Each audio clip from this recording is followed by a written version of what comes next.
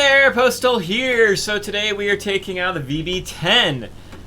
You might look at it and go, well, dang, this looks like we just had a Japanese heavy fighter yesterday. Why even another Japanese heavy fighter? VB-10 is not Japanese. VB-10 is European. I just have mine set up to be Japanese. And so that's what we're going to be doing. What is the VB-10? The VB-10 is a really quite a good plane, to be honest.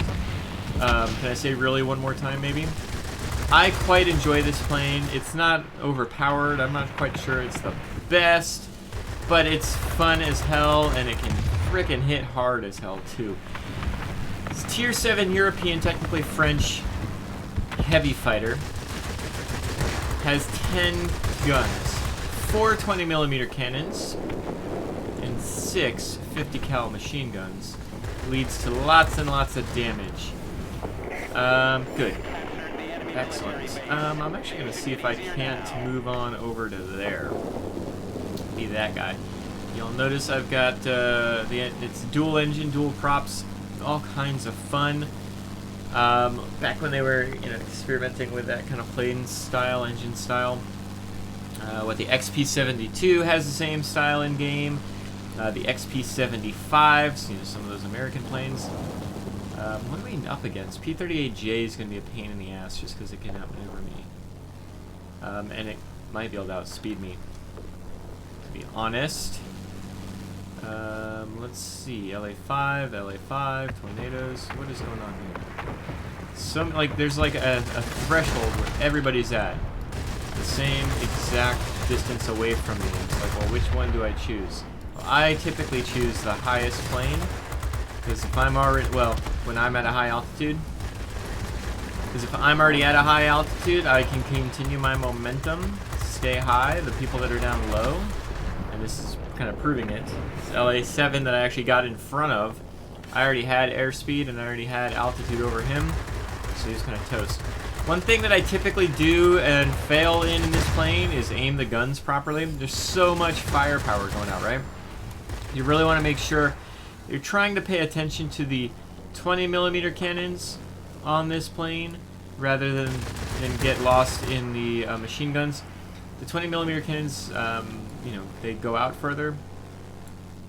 They're the ones that are, doing the majority of your damage, and they're the ones that you want to be paying attention to as far as your accuracy is concerned.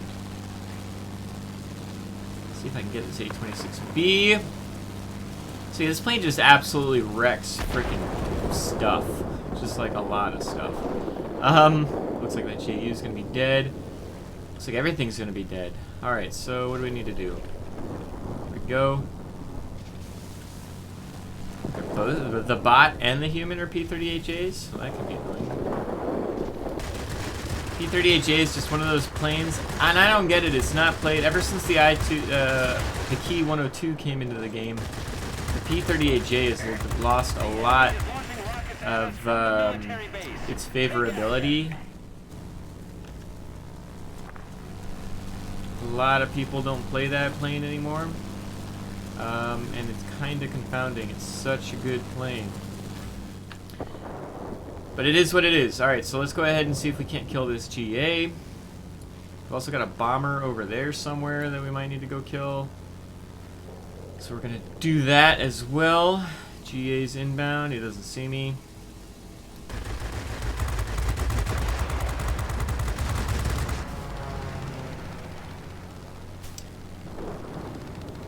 Let's see if we can't get him. He's probably going, well, crap. Let me see if I can get the sector before he dies. He cannot. So we're going to head on back out. It looks like the bombers are in this general direction, so we're going to try to get up to a reasonable altitude, see if we can't hurt him. That guy's probably dead, so I'm not going to worry about him. There's a bomber, though. He's probably dead, to be honest, as well. Where's that other bomber? The other bomber's dead. And their Typhoon quit. Man, I hate quitters.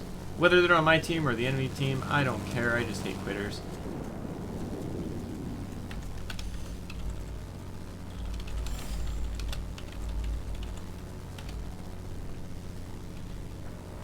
It's like, come on, peoples. Can't get better if you're just quitting. You're gonna rage quit. How's that help? Believe you me, there's been plenty of games where I'm like, F this crap twice.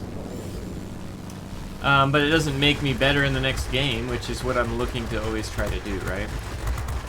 Let's see if I can get this guy knocked out. Knocked out his engine, so that's definitely good. That'll mean I can catch up. I don't need to use my boost. Just kind of tapping here to get my 20mm cannons to not overheat. What do we need to do here? I feel like I guess we can get some GAs, can't we? No, we need to cap the center here. And then we can get the GAs. We definitely need to stop them from taking our military base, so that's for sure. Boost up, use my airspeed. Get up and get this guy here if I can. Aim further out. There we go. And that's that. Let's stay up high. I already got it. Yeah, affirmative there, buddy. I don't know why you clicked on the center. Took care of it. You're welcome. Let's get our some engine cooling on here. They're kind of ignoring the A-26, which is fine. I'd actually rather get him myself. Should I say that and then not ignoring him? No, ignore him. Come on, I got him. I got him, I said. Let me get him. Keep it up. Victory is almost ours. Come on, fired. Nope. Fire didn't get him. Oh, there's that P-38. Oh, never mind. Let's get this guy first, I guess. Oh, never mind. Shoot. I'm screwing myself up here. What's the P-38 doing? That's what's going to dictate my next steps here. He's going to die. Alright. Seems kind of like the opposite of what you want to do, but hey, who am I?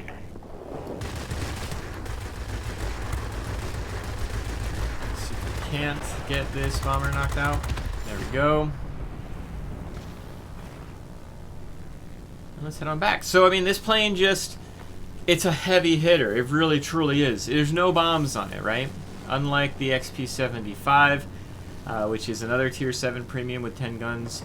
There's no bombs on this plane. But there's so much firepower. Again, unlike the XP-75, this actually has cannons.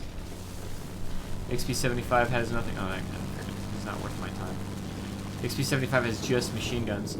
This plane's European, though, and it's just a really, really, really hard-hitting premium plane. I am so glad that I was gifted this plane. I'm not sure I would have bought it on my own, to be honest. But that's honestly doing it a disservice. This plane is just a really, really solid performer. You're going to get a lot of credits out of it. You're going to do a lot of damage. And you're going to be able to win a lot of battles, I think, with it. If you're the type of player that just likes shooting stuff in the air. So we got ourselves a McCampbell and a McGuire. And to be honest, like this, I don't know if you could tell from my commentary, this is just like a pretty chill game. I knew, looking into it, that I'd have to be aware of and be very mindful of the P-38J. That plane has more speed and more altitude performance. But paying attention to the minimap is OP. So this is a pretty relaxed game, right? Paying attention to the minimap is OP. If you know what's coming inbound, what's going outbound, what you can spend your energy going towards, or what you need to, go to in a different direction, that's going to make all the difference. And I really do think that separates the average players from the above average players, or the above average players moves them to good players. Paying attention to where the enemy is and where you are, if you're by yourself, if you're in a group, yada yada yada. So to me, this is a very, very relaxed game. I don't know if you could, again, tell that from my commentary or not, but 15 frags, 580 capture points, 3 sectors captured. We got a decent amount of defense points here, I think, even, right? Yeah, 200 while defending, 380 while attacking. Just good times, honestly. Like, very... in this plane, I'm always having a good time. It's not one of those planes where you struggle and where you really, like, struggle to use the plane. You might have struggling battles, of course. I'm not going to say, like, every battle in this plane is an easy win. It's not. There's a lot of easy losses, too, but that's just the game. That's not this plane. This plane fits my playstyle because I'm not paying attention to bombs. I'm not paying attention to rockets. I'm really just focusing on the air-to-air attack. And you've got hard-hitting cannons and light-hitting machine guns, so you can really take out... You want to take out bombers and heavy fighters and GAs? You can do that very, very easily. You need to take out multi-rolls and light fighters? You can do that very, very easily. It's just, you know, does this fit your playstyle? I don't know. It fits mine, and it's quite enjoyable. Now, I've been experimenting with the plane setup a lot. If you've been watching my videos recently, you probably know that I've been experimenting a lot with a lot of my different setups. This particular setup I've just changed. I just specialized this plane, actually. Just specialized it. And I've kind of gone all in on speed. I'm not sure that's the right step yet. We'll find out. I feel very comfortable with the speed setup. I could conceivably take one of these two items and change it out for a lightweight power unit and give this plane a little bit more maneuverability. It's got decent maneuverability for a heavy fighter, but I mean, it's a heavy fighter, so do you really want to focus on maneuverability? I don't know. It's not a Key 102, right? So Key 102, a Key 45, those two planes, heavy planes, have there's a viable discussion to adding more maneuverability to that plane. This plane, it's just not maneuverable enough in my opinion, but that being said, I don't think it would necessarily hurt it to switch out one of these for a lightweight power unit. It just matters your playstyle, right? The item that I'm probably going to be switching out is the long gun barrels. I don't know. I'm doing well with the long gun barrels. It's one of the few planes that I actually put long gun barrels on. It was just to get the range of the guns out an additional, chunk of distance there. What, 6% isn't the best. Long gun barrels, lower the burst length, but when you've got 50 cal machine guns with your 20 mil cannons, the burst length isn't really an issue. So I was thinking that the longer gun range, the longer distance I can shoot would be the most helpful. I could see going with gas operated action. I don't really know.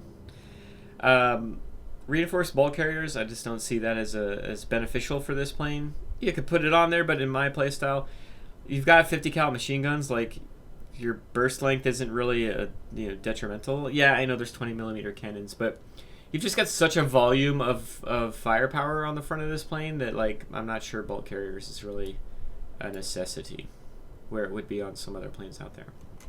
So I could conceivably, if you're looking at this and going, why do you have long gun barrels? I could conceivably be moving this to GOA, just because. As far as equipment is concerned, on the cockpit, I've definitely got the sight. You notice my pilot didn't get knocked out. My pilot almost never gets knocked out, so getting cockpit armor is kind of a waste of time. On the consumables, I'm in a heavy fighter, so I've got first aid dressing on here. I need to make sure that my guns my accuracy is as good as possible. As I've just mentioned, I'm going all in on the speed, so I've got the improved mixture control plus the engine cooling. The engine doesn't really get knocked out, so that's why I didn't go with manual engine restart on here, and it just helped reinforce my thought process to go all in on speed. Here on the airframe, the argument could be made for the pneumatic control assist. I've been bouncing back and forth. Yeah, if there's a while there, a couple games in a row, I kept getting my wings knocked out, so I figured, what the heck, go with control system. Now it's been a couple games and I haven't had my wings knocked out, so it's like, well, do I go back to the pneumatic control assist? Just kind of matters your playstyle, matters your mentality, I guess, more than anything else even. But yeah, that's how I've got my plane set up. I've actually, funnily enough, that's not a word, put my Key 102 pilot in here, because he's only a 5-point pilot, so he's got Engine Guru and Marksman 1 and nothing else. Considering this is a French-Japanese plane, it doesn't catch on fire very often, so I didn't need to put firefighter for this guy. And the Japanese heavies don't catch on fire very much, so putting a firefighter skill on a Key 102 pilot is not the best use of that pilot.